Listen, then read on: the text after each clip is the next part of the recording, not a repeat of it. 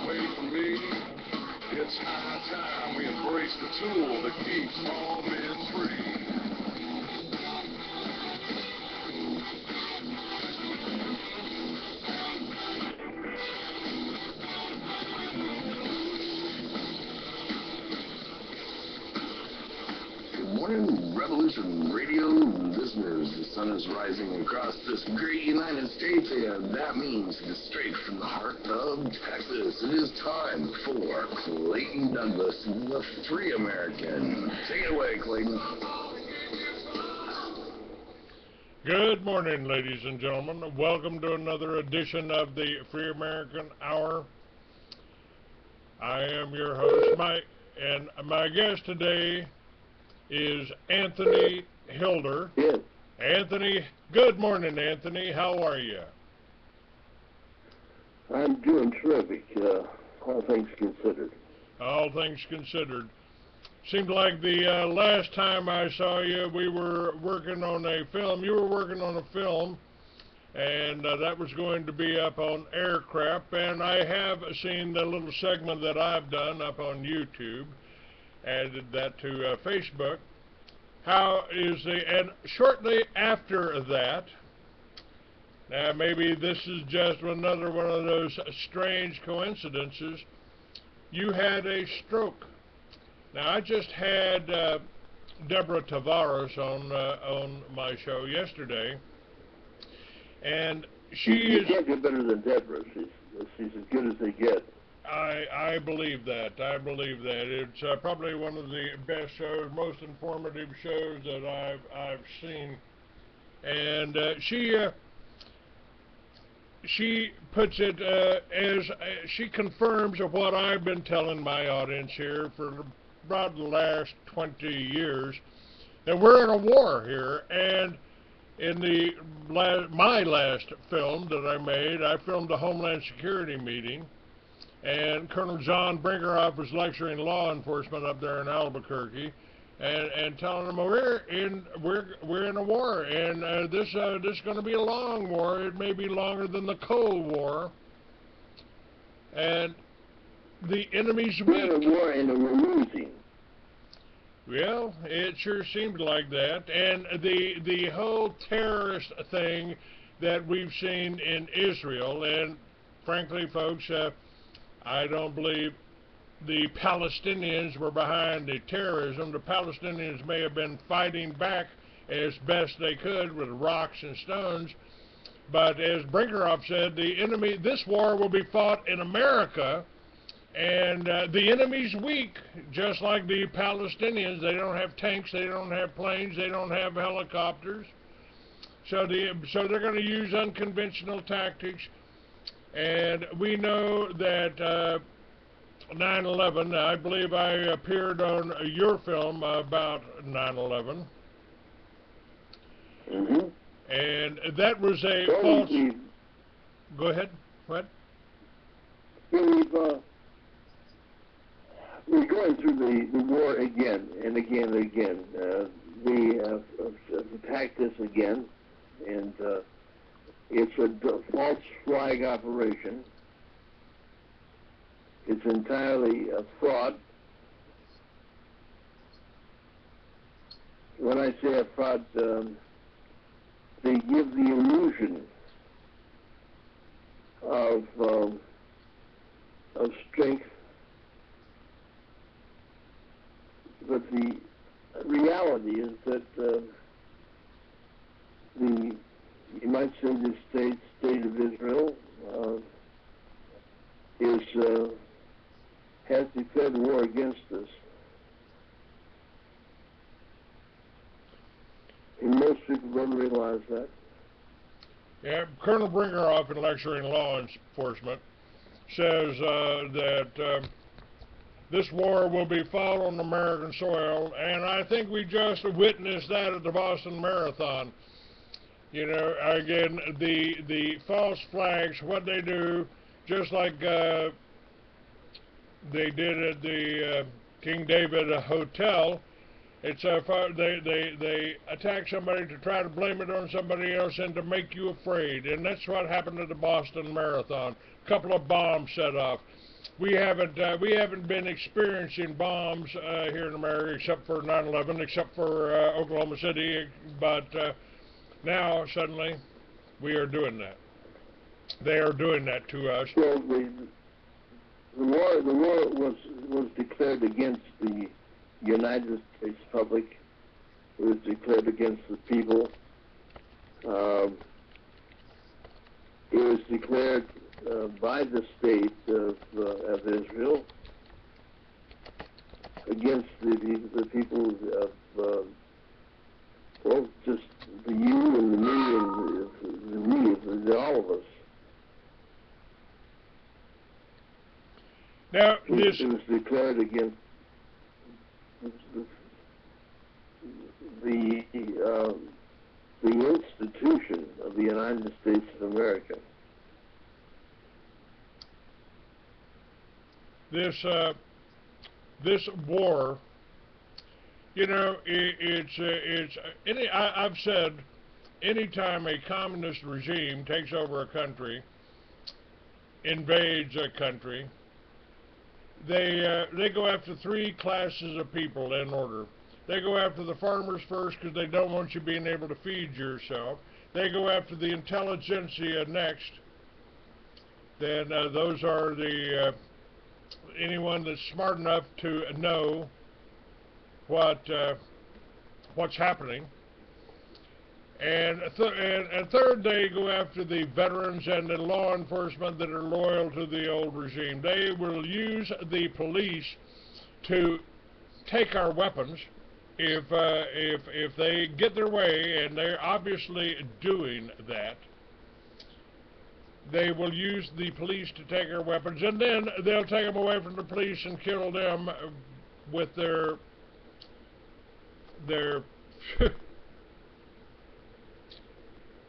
with their own forces. And Obama's even said that. I said Obama's the perfect New World Order leader. Don't you know, Anthony? I mean, he's black, he's white, he's Jewish, he's Muslim, and he pretends to be a Christian. Perfect New World Order leader, don't you think?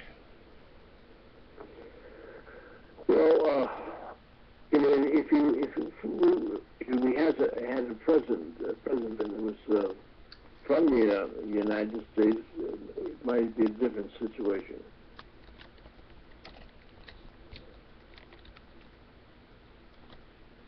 He isn't from the United States.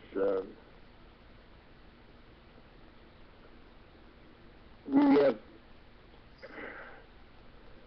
been fighting this man, and every one of us,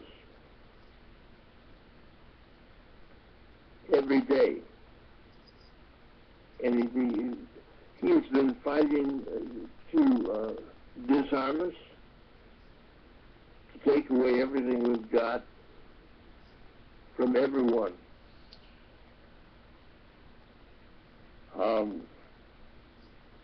I may have had a stroke, but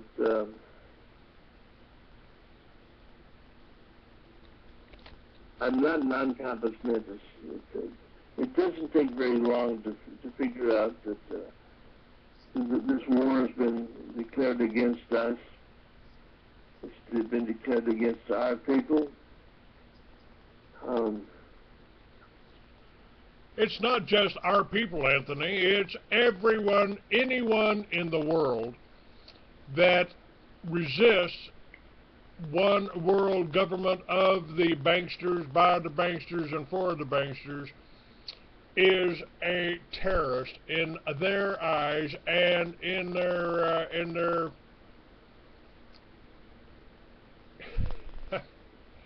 it's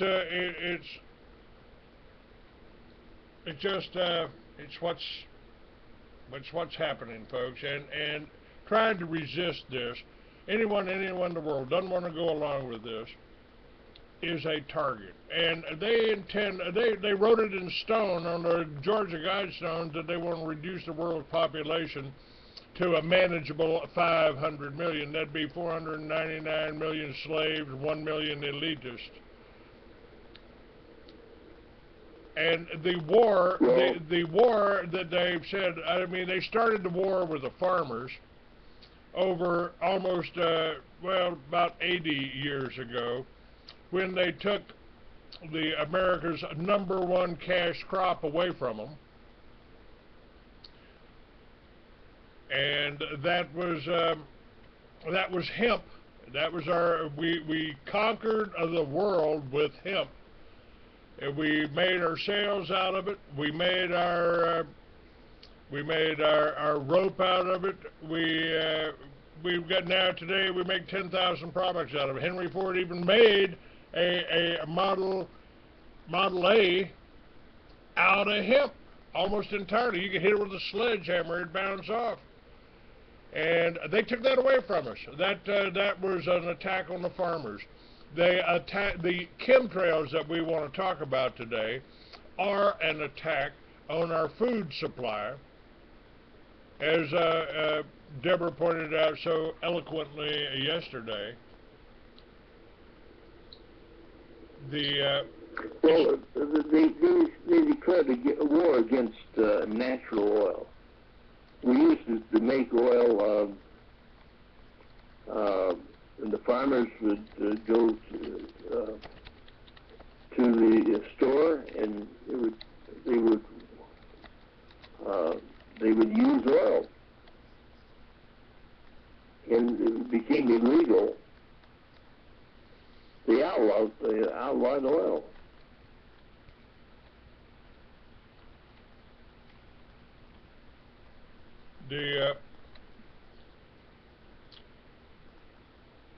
The chemtrails.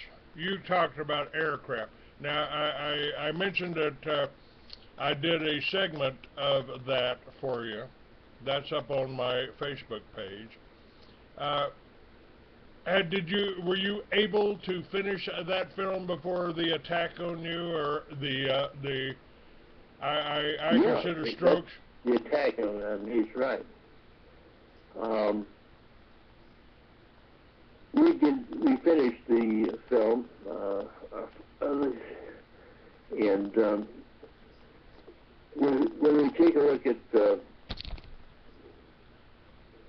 attack against the people of the United States by the banksters, they have are at war against nature, against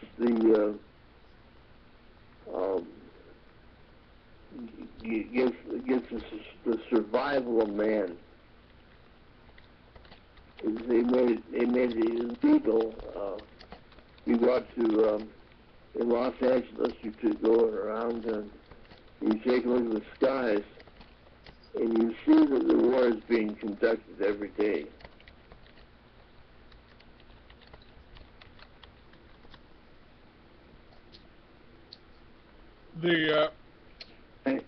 I hope that I'm clear enough. Having a stroke, you don't always get it too clearly, but you have to be deaf, dumb, blind, and stupid beyond belief not to recognize that this war is going on a daily basis. We've got aluminum oxide, sulfur hexafluorides,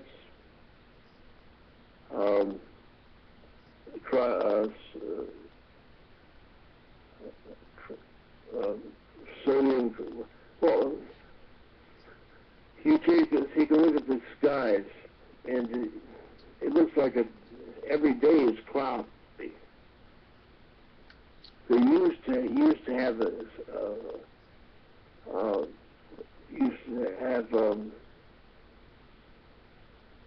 days when things were clear.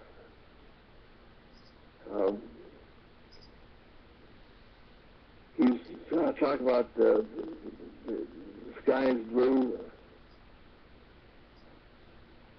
You don't have that in Los Angeles.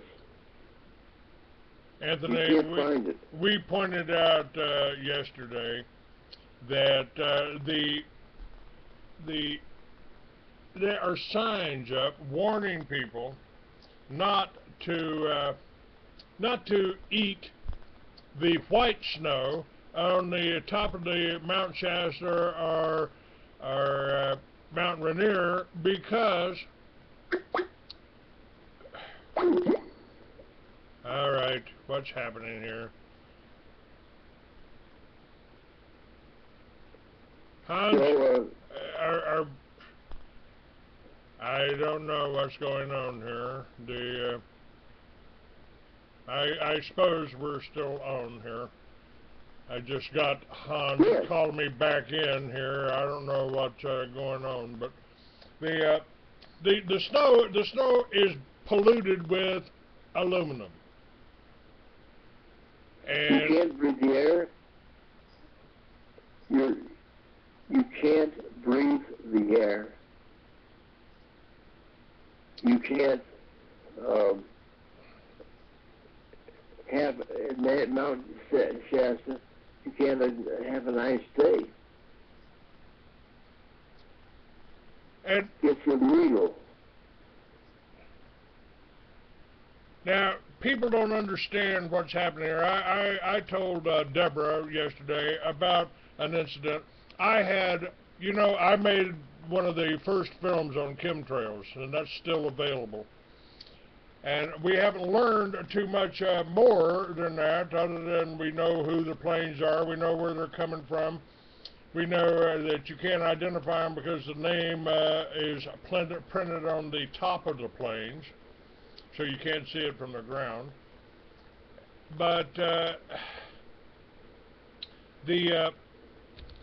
I was showing this. I had it on the cover of my magazine and in the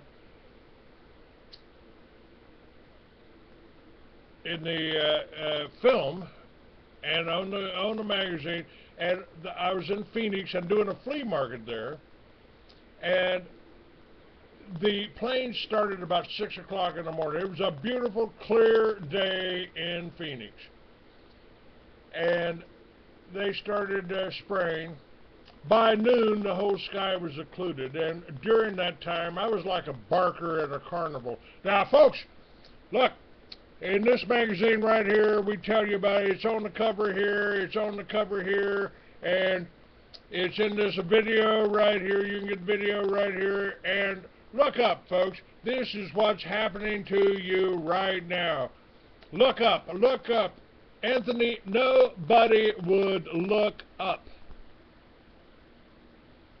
Well, we have strontium, barium, sulfur hexafluorides. They got poisons that are dropped upon the people on a daily basis. And you've got their,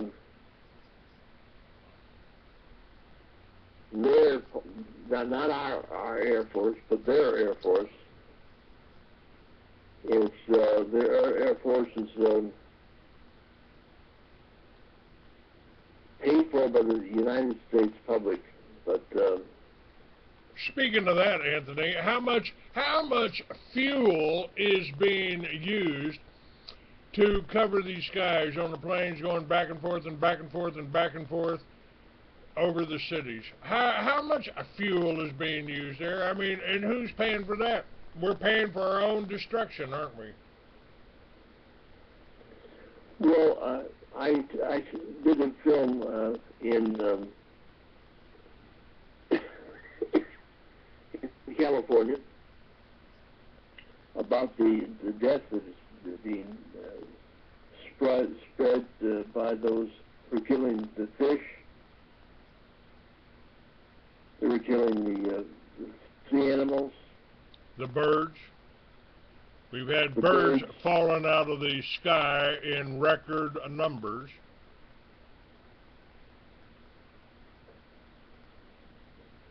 You have to be deaf, dumb, and blind not to recognize it. I think you just described 3 or 4 of the people in my chat room here. They don't want to realize, oh, you're a conspiracy theorist. Oh, you're a racist. Oh, you're anti-Semitic. I get that a lot. You know, and, you know, the truth is, I don't hate nobody except criminals, except tyrants, and anybody that wants to steal, rob, or kill us, they deserve to be hated. And you know, they're our enemies. I mean, they are trying to kill us. Yeah, I did a piece recently with Roosevelt Greer, and he was there at the same time I was there when they killed Kennedy, Bobby Kennedy.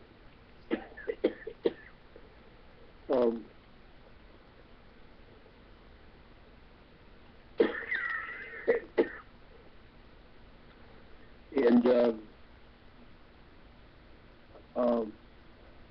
Sirhan Sirhan is in prison now,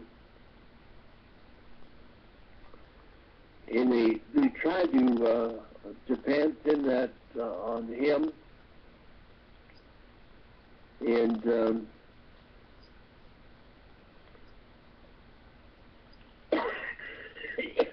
excuse me. That's all right. But it is one of the largest criminal acts ever committed in public against the public.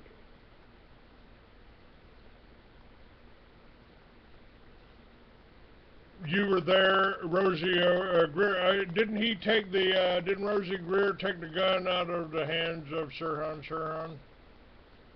Yes, he did. Roosevelt Greer was supposed to be the bodyguard for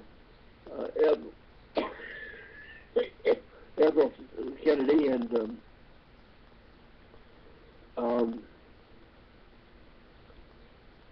we had all sorts of hell and confusion happen that particular night. Nobody knew who was killing who. Rafer Johnson helped him at that time. Rafer was one of the leading athletes in the world, and Rafer was a good man, but I was accused by the FBI and Random House of being one of the hypnotists who hypnotized Sirhan to kill Kennedy. They accused you of that? They did. Yes, in the book, The Assassination of Robert Francis Kennedy, Random House accused me, and I sued them,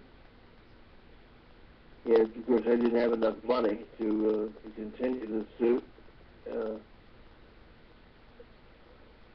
John Steinbacher and I wrote a book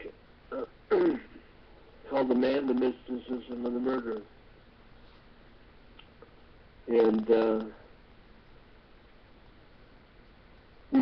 talked about Sirhan being hypnotized and being under the influence of maybe somebody called the woman in the yellow polka dot dress.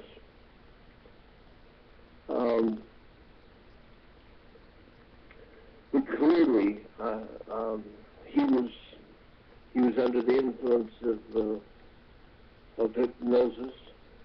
I was there at the during the time of the assassination, or right after that assassination, and they brought him through the lobby of the hotel. He was about 10, 12 feet from me. And I recognized that he was under hypnosis.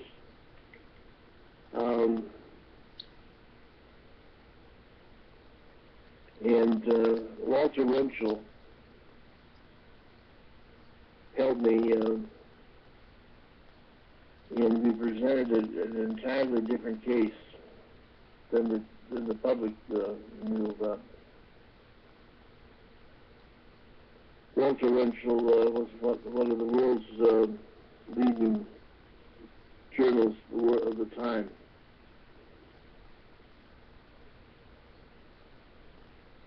And hopefully, maybe we'll get Roosevelt Greer to go back with Sirhan Sirhan. Maybe have him hypnotized and have the true story come out. Because that man was under hypnosis. He swears today he doesn't have any memory of that whole incident. That's true. He doesn't. He's not telling you a lie. He's telling you the truth.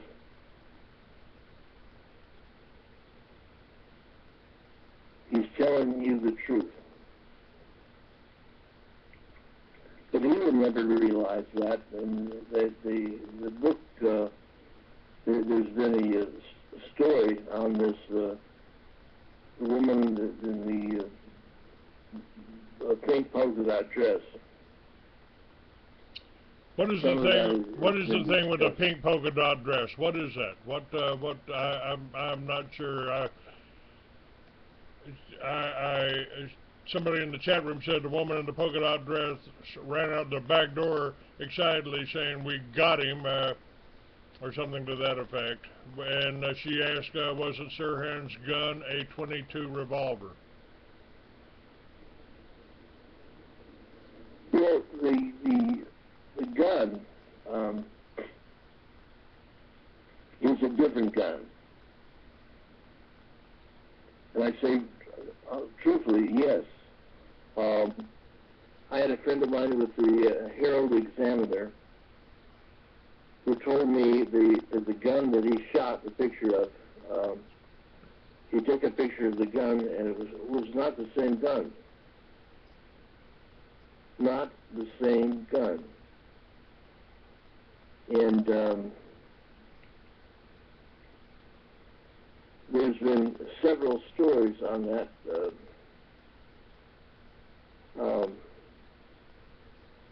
You say, how can it be different? It was different.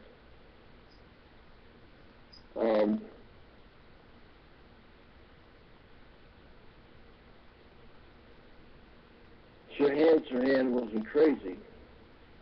He was just hypnotized.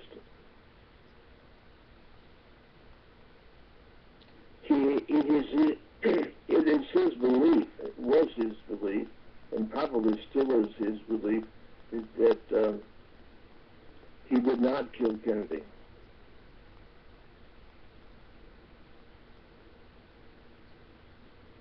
But if you're under hypnosis,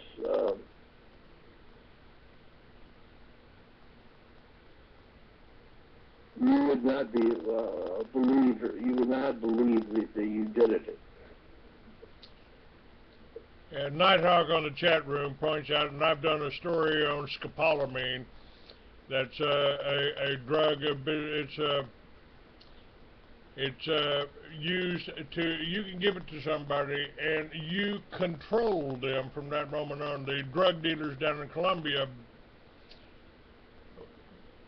bragged about it. Now, Miss Kitty on the chat room says Kennedy was shot in the back of the head, and Sirhan was in the front, in front of him. You were there. What happened? Well, I was outside in the lobby. I didn't see him shot. I heard about his being shot, and I saw him brought out of the front of the lobby, in through the lobby, and then out in the street. And we did like the book was the Man Nemesis is a Murder. That talked about of his being hypnotized. That's what I said. But Random House is the publisher. Random House was from the Council on Foreign Relations, the CFR.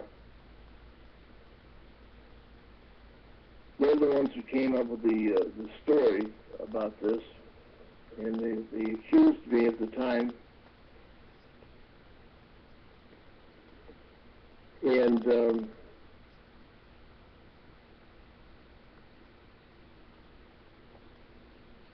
really a convincing story that we had everything was pretty much in order. Now, a friend of mine was used with the Cuban Revolutionary Youth.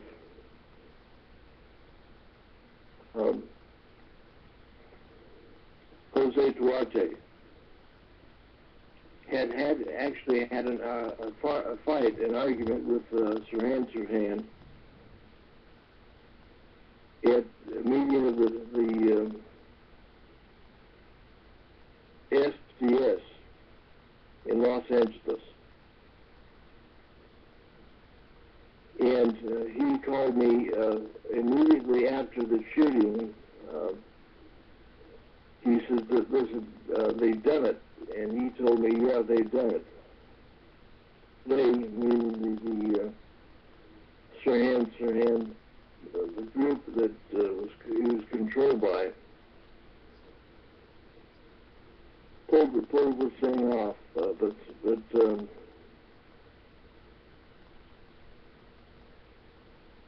Cuban Revolutionary Youth was associated with UNR, Alpha 66, in the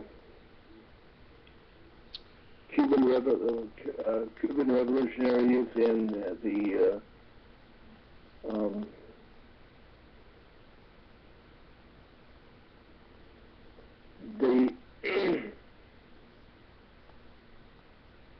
these were good people.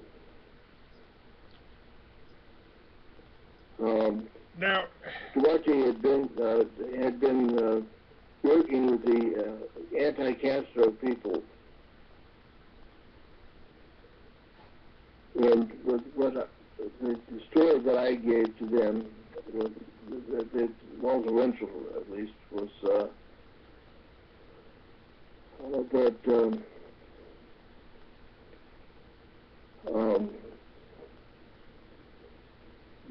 the Cubans were not responsible for the activity that resulted in the death of Robert Francis Kennedy.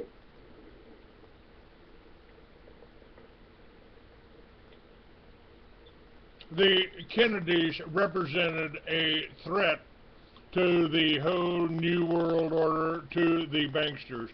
John F. Kennedy's executive order, 11-11-0, printed that United States notes. I carry one of them around in my pocket, getting a little worn now, but it's and the first thing Johnson did on the plane was recall that real money, that constitutional money.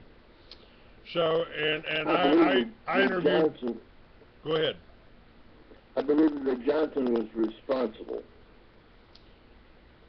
Well, Johnson's attorney told me, I interviewed him, and he told me that Johnson was certainly responsible. And also, and that's not the last one. The John Jr. was a threat, and they certainly killed him. Planted a bomb in his plane. They were afraid of the Kennedys. They had the money and the charisma, and they might have actually cared about this country. I mean, John and Bobby's father were involved with the whole alcohol prohibition there, circumventing that. So they knew how they operated. They were in the alcohol business. They were criminals. But Bobby and John F. Kennedy, they were going against them. And come on, let's also point out that they use people. Al Capone, he wasn't the main guy. Meyer Lansky was the power behind him. And they've sacrificed. They'll sacrifice anybody they've used. And the whole thing, again, we mentioned hemp earlier. They took that away and criminalized it because Ayn Rand really had it right when she said, and Atlas shrugged, the government has no control over honest citizens, so they have to make criminals out of them. Barbara Brandon. I said I used to go with Barbara Brandon.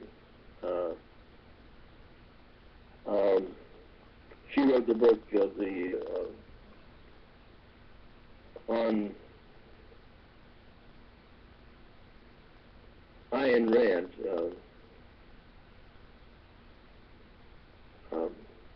Ayn Rand was Jewish, but a very good woman. There have been some good Jews. Aaron Russo was a good man. Benjamin Friedman. Benjamin Friedman was a good man.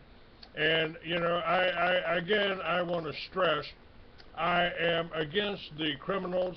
I oppose the criminal state of Israel. What the Rothschilds did, and you've been to the Rothschilds estate, haven't you? I have. I've been there, and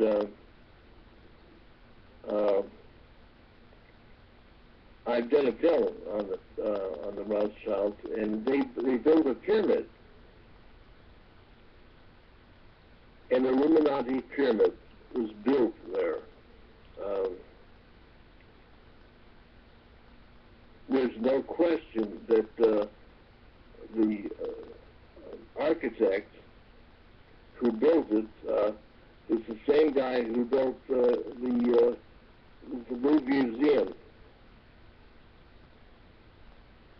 Same architect who built the Louvre Museum. And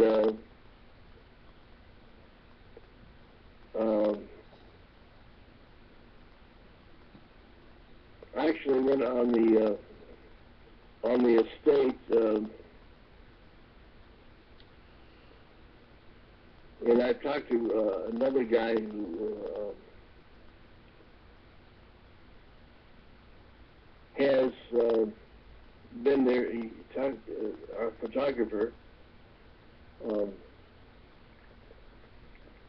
said that the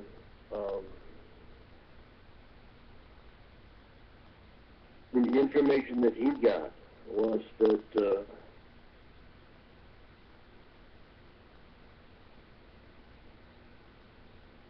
this was built by the same architect who built the Louvre Museum, the Illuminati. Now, the Illuminati, I've got a pretty good expo of them. The Illuminati pretty much infiltrated, took over the Masonic order. The Masonic order, according to 150 years ago, Albert Pike, the author of Morals and Dogma, which is almost the Masons' Bible, he predicted 3 world wars. We had Benjamin Friedman, who happened to be Jewish, told us that the Jews were responsible for World War I, World War II. They went after the German people. And today, you know, the mainstream media, including the Alex Jones, is out there. And by the way, you know, Alex hadn't talked to me since that expo I put on. You were there when they tried to arrest me for stealing a generator. You even got a film of me coming out of the jail with something I did steal. I did steal that Harley orange t-shirt from the jail. No question about that. But, you I'm know, proud of you. it's the only thing I stole. And I was having dinner with Alex Jones, who I gave a booth to, and I asked Alex, hey Alex, did it ever occur to you that your wife, who handles his websites, beautiful Jewish lady, I said, did it ever occur to you that she might be your handler? And he's never talked to me since. But well, I like Alex. You know. Well, he's done pretty good work. He just doesn't talk about the Jewish connection here. He'll talk about Al Capone, but he won't talk about Meyer Lansky. He'll talk about Hitler, but he won't talk about the banksters that the Rothschilds, who were right there from Germany. I mean, you know, they betrayed their own people. They're betraying their own people here. This chemtrails. I mean, this is going to kill their children too. They don't care. It's going to kill the Jews, and not all Jews. I had an article in here, and I believe you were there too when Lynn Horowitz attacked me. I actually watched him transform. It looked like a scene out of American Werewolf in Paris. He was really angry at me, and well, Horowitz became at one time I thought he was a friend, but he and his girlfriend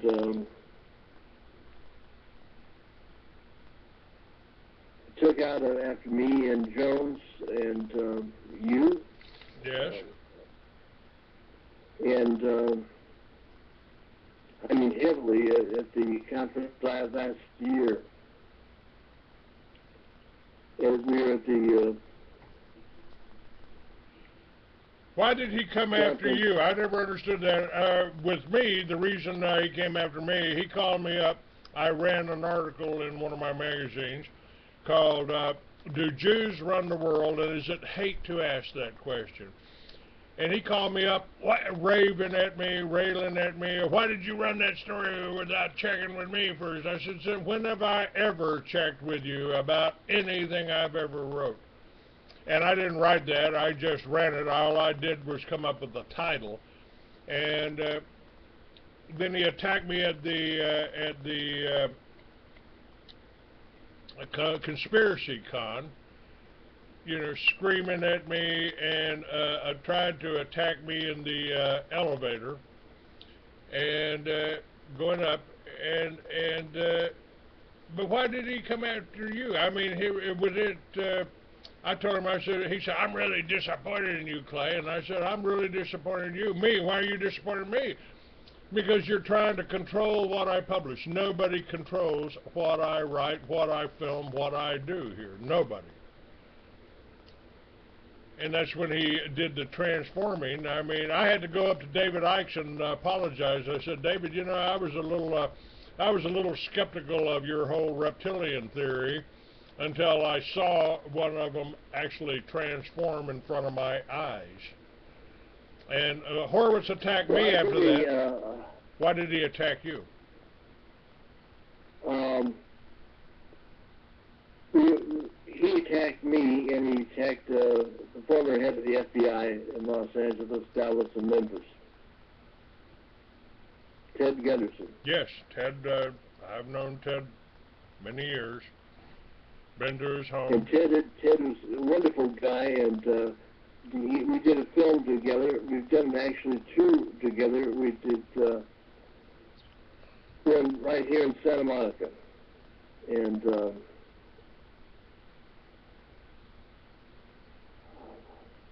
Ted L. Gunderson. Yeah, they attack Ted probably with the same tools that they engineered your stroke. Ted had a sunburn under his suit he got walking through the airport in Los Angeles. I believe it was Los Angeles. I could be wrong on that.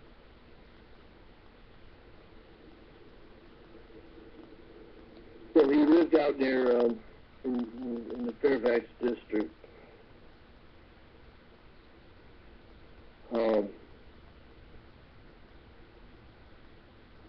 God bless his soul.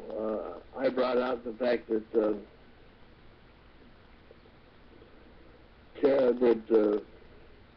Horowitz really took out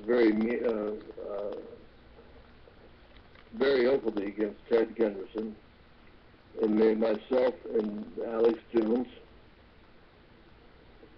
and we're going to be back again this year. Horowitz went after Alex.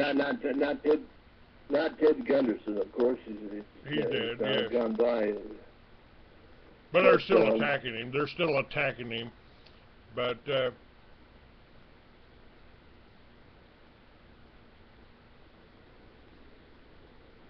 it's I'm sure that they killed Ted. I'm sure that they did that.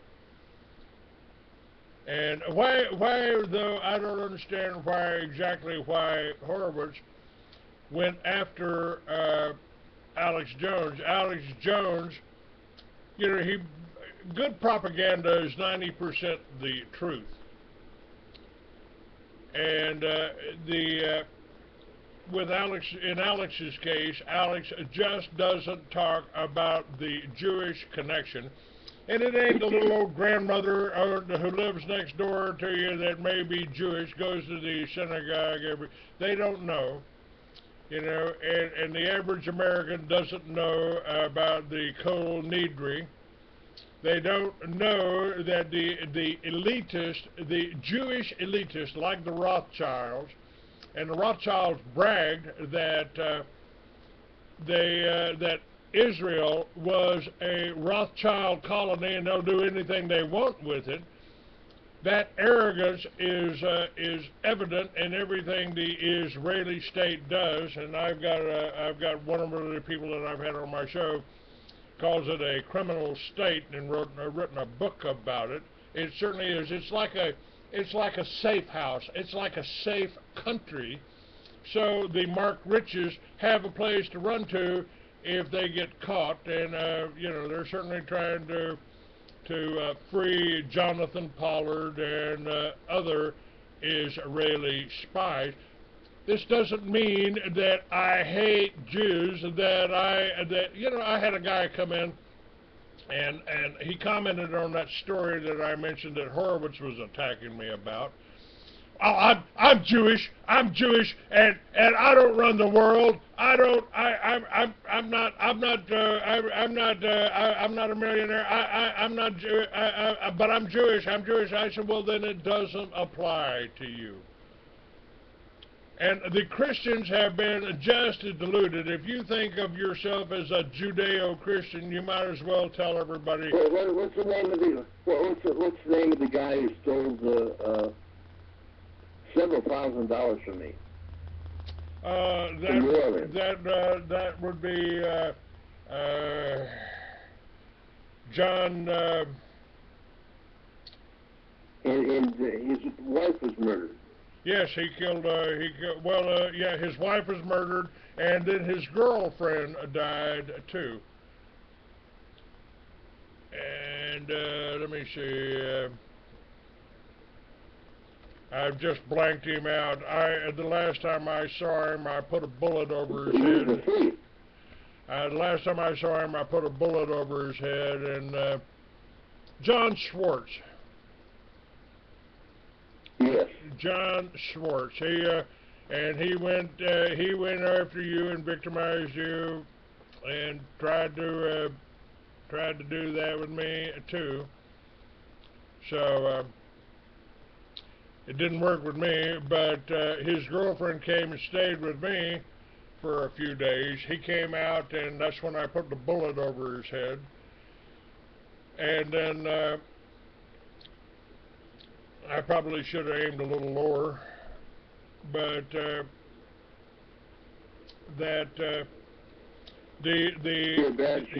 his girlfriend went back with him, and she was dead a week later.